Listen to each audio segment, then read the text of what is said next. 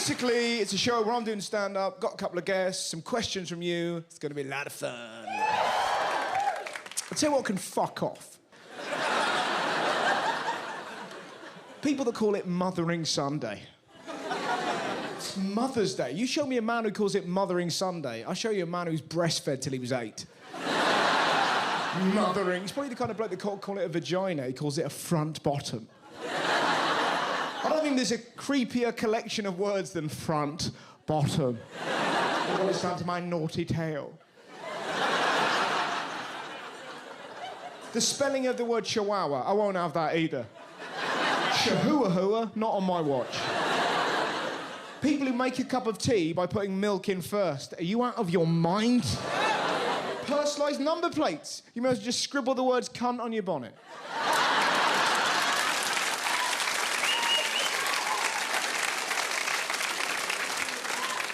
Channel 4 documentaries, really well-meaning, and they give them horrific titles. Next up, a look at obesity in modern China. Please enjoy Wu ate all the pies. And you're like...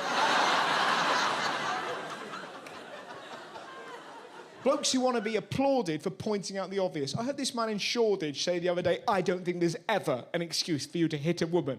And you're like, really? Thank God you said that. Because until you came along, I was going to knock my nan's teeth out with a hammer. But luckily, Captain Edgy, with his newfangled ideas, came along and blew my mind.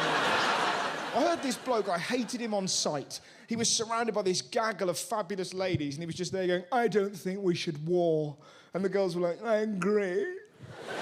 And he said this, he went, we should be like bonobo chimps. They don't war, they don't fight, they settle arguments by making love. And the girls were like, that's a wonderful idea. And he was like, I know. But yeah, that is a wonderful idea until you have a row with your family, and then that is going to be the worst night of your life. I think it is how you should spell chihuahua. Stop it, Dad, stop it. I went to the West Country at the weekend, which is always a treat. Yeah, one whoop for everyone else. It's not London, is it? It's not London. London, city of hate. It's brilliant. It's the only place in the world where if someone throws himself in front of a train, people go, you selfish fucker. I'm going to be late for the job I hate. The West Country isn't like that. It's fabulous.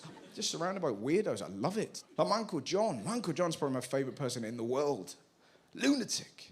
I remember when I was 14 years old at a wedding, he went, here's a tip. If you're going to use a safe word, make sure it's short. And he told me a story that he was with a dominatrix who was trying to choke him, and he was trying to say the word rhododendron. Now... Let's have a question. What's the best and worst thing about being famous? Well, the best thing is you get to do gigs. This is great fun, you know? Imagine doing this... But no! Imagine doing this on a park bench. All right, mate? What? I don't like the way they spell chihuahua. Stay away from my family. It's great. The worst thing, nobody will speak about this, but this is the worst thing, right? You bump into ladies that you masturbated over when you were younger. No, I don't say that as a brag. It's unbelievably awkward because you're 15, Kylie Minogue's lovely, you gently touch yourself, as 15-year-old boys are allowed to do. You think to yourself, it's not like I'm going to be sat next to her on Jonathan Ross in 15 years' time.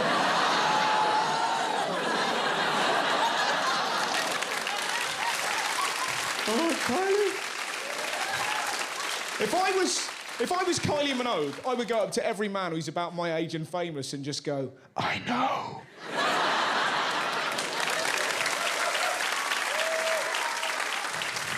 It is time for your first act of this evening. You up for that, my friends? Wonderful. So, please welcome to the stage the absolutely brilliant, wonderful Mr. Chris Kerr.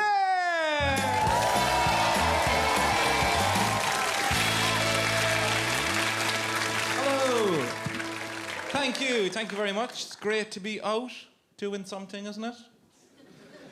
I find it hard to sleep at night time, which is a shame, because it's quite a popular time to do a bit of sleeping. My mother said to me, Christopher, she said, if you're finding it hard to sleep, you should try counting sheep. So I said, I'll give it a go.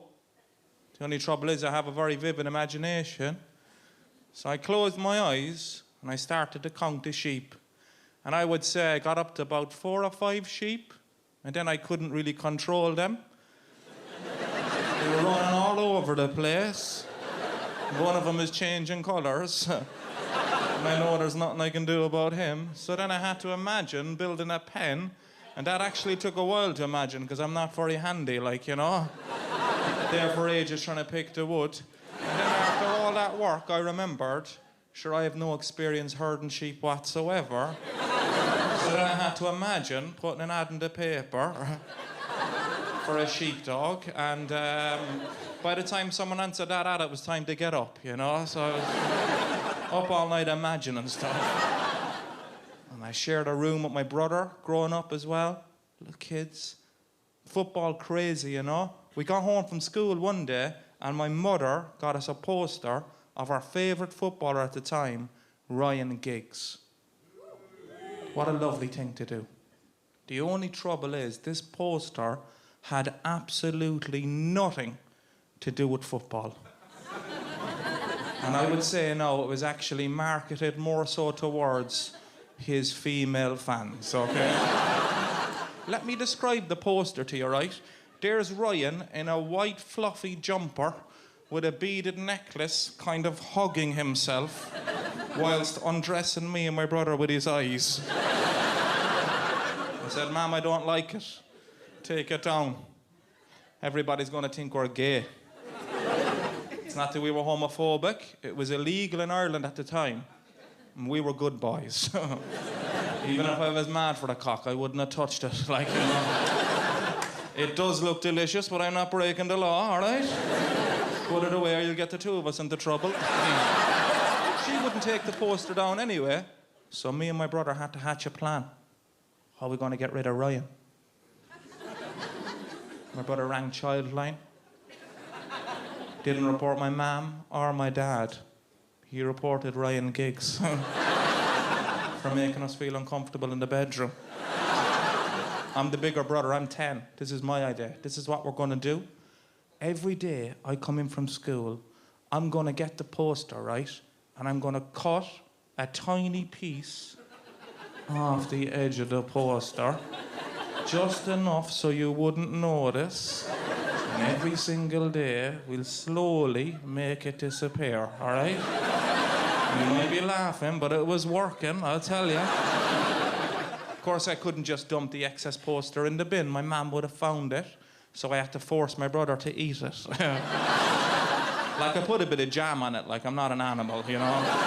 He's a big fan of jam, that fella. But one day, he choked. He choked on the poster.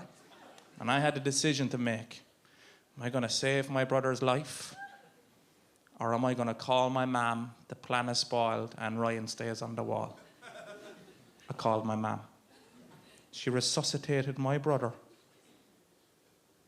She pulled a big, huge piece of poster out of his mouth, and she had a level of confusion that I haven't seen again since. She actually misread the situation, you know? She just thought we were hungry. She was like, Jesus Christ, lads, there's food in the cupboards, you know? Of course, Ryan remained on the wall, and I shortly became known to all my friends as Giggsy's boyfriend. A joke that they do to this very day, 20 years later. One night I'm out with a big bunch of lads, right? Getting introduced to a couple of new people. And one of my friends said, Chris, tell the boys what you do for a living. And I just said, gigs. And all of my friends' eyes lit up at the same time. How did we not think of this? He literally gets paid to do gigs all over the country. One time he said to me, I won't do gigs in front of my mum because it makes me nervous. But I tell you, his mum would do gigs in front of anyone, the dirty bitch, you know. So you have been absolutely lovely, guys. Thanks a million for listening to me. Cheers, thank you. Thank you. Ladies and gentlemen, the wonderful Mr. Chris K. Let's have some more of your questions. What was the worst thing about school? It was like It was when you were 12 and you had to do a book report in front of the class and you hadn't read the book. Do you remember that? This is the first time you learned to lie. What an amazing book this was. One of the finest books I've ever read in my book reading career. I agree with the author, miss. You should never, ever kill a mockingbird. Don't do it. There's just so many liars in my English class. I thought I was grumpy, miss, until I read about Les Miserable. Or show and tell. Show and tell was horrible. Show and tell should have been called Who's the Poorest in the Class? Because there was always some arsehole, these are rollerblades, Dad got them from LA. This is a stick. And finally, what's the worst flavour idea for a condom? Penis.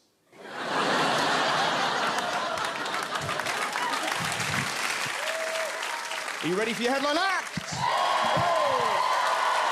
It's very good. He's very funny. Please welcome to stage the brilliant Nick Helm!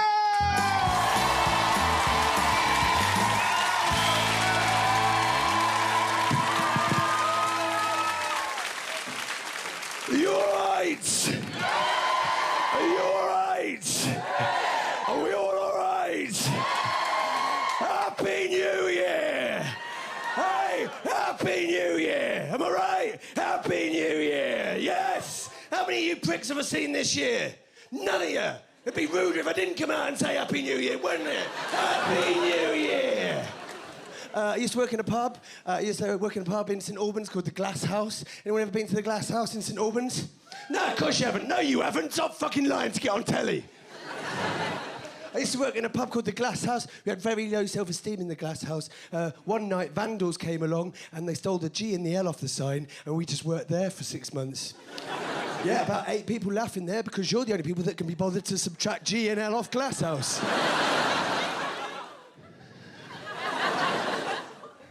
So we worked in the ass house for 6 months. And then those are the people that couldn't fucking be bothered to work it out for themselves. Worked in the ass house for 6 months. It was a gastro pub. It was really good. Gastro pub is a pub that sells really nice food. But I was just bar staff. I was never allowed to eat it. But we were allowed to look at it as it went by. Which is fine, because you eat with your eyes, don't you? Which is why I have such fat eyes. Working in the Glass House, and what happened was, 1st of January could come along, wouldn't it? 1st of January, and the door would open, right? The door would open, yeah, the door, and above the door, there's a little coil, yeah, with a bell on it, yeah? Yeah? And the door would open, yeah? Yeah? I mean, you're looking at me, right, like I'm fucking making it up. Right? Like this concept has never even entered your life before. There's a door, right? There's a door. There's a door, right? And there's a coil above it with a bell on it, right? And you open it up and it goes ding-a-ling-a-ling-a-ling, right? I mean, you're nodding, but you've got dead eyes, mate.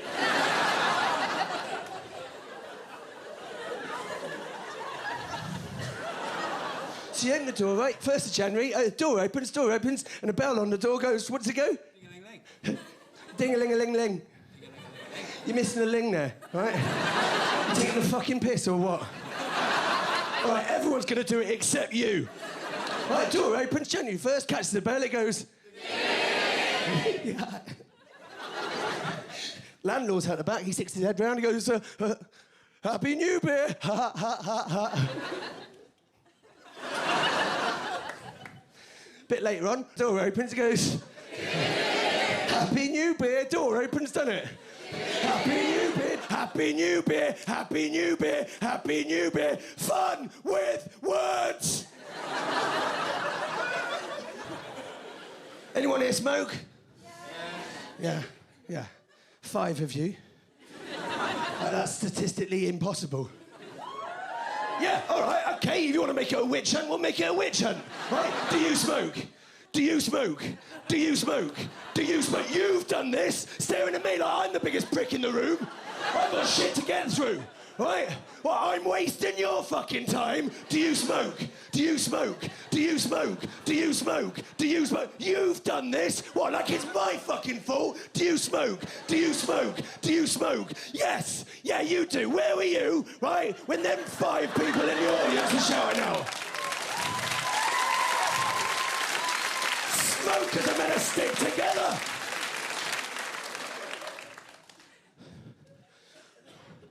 I've given up smoking. I remember when I started smoking, my dad caught me. He caught me smoking cigarettes. He made me smoke the entire pack. And the next week, he found me with a kilo of cocaine, 6 beers, and a pipe of Pringles. It was a fantastic weekend.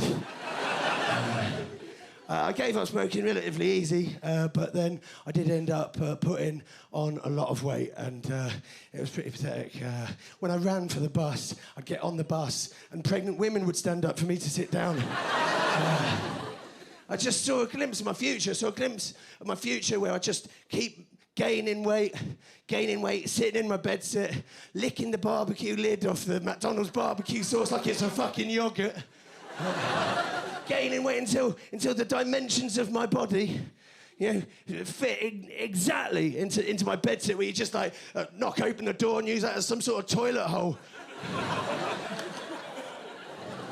Eventually you die in there, die in your own bedsit. And the fireman would come along, and they'd cut off the front of the building, and they'd grease the lining with butter, which is ironic because that was one of the contributing factors of your death.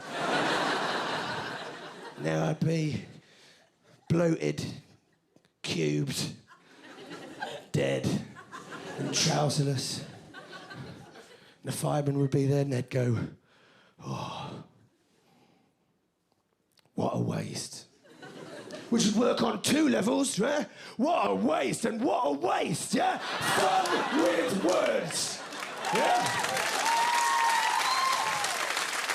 Sometimes jokes are better when you explain them to the idiots. I was working in a pub, and it was just before the smoking ban came in, right? Just before the smoking ban came in. I was working in a pub, just polishing the old bar. There was one customer leaning on the bar, having a cigarette. Yeah.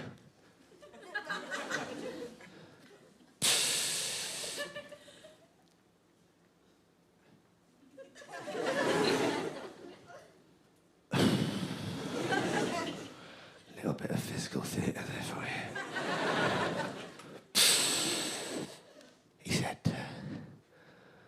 "I suppose we won't be able to do this for much longer."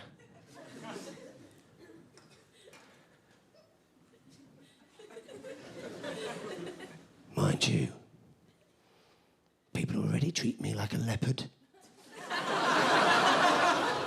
Treat you like a fucking leopard, are they? Who are you, the famous leopard man of St Albans? Make way, one and all, for the leopard man of St Albans. Treating you like a fucking leopard, are they? Treating you like a leopard. Make way for the famous leopard. I hate you, and all you stand for. You're the only customer. I could be out about reading, but instead I gotta pretend to be enjoying your fucking company. The famous leopard man of St Albans. Jesus Christ, man. Everybody point and boo the famous leopard man of St Albans. Everybody point and boo him. Everybody point and boo the famous man. Nobody likes you, mate. Nobody likes you. I hate you.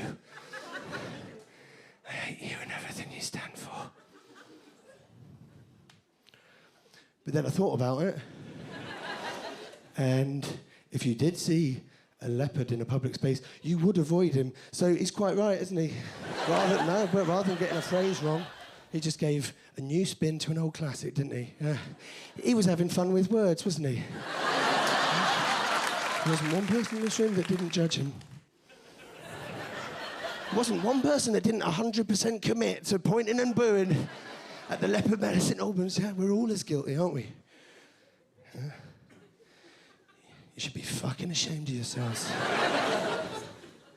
You're pathetic. You saw one person, yeah, try to do something a little bit different, a little bit special, and your mob mentality just jumped on him and tried to tear him down. The lovely, clever leopard man of St Albans. And it was a room of people like this tonight that nailed Jesus to a piece of wood.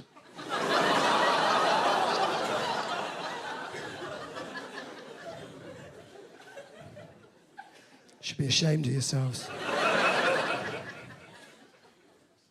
I don't want to entertain you lot anymore.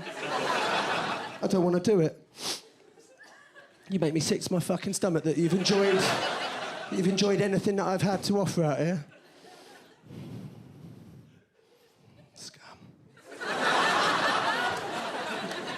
So we're all going to go home with an important lesson, aren't we? For was it not Jesus Christ himself who said, when he was healing the leopards,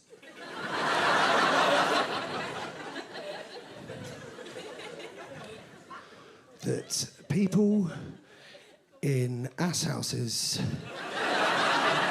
should never throw stones?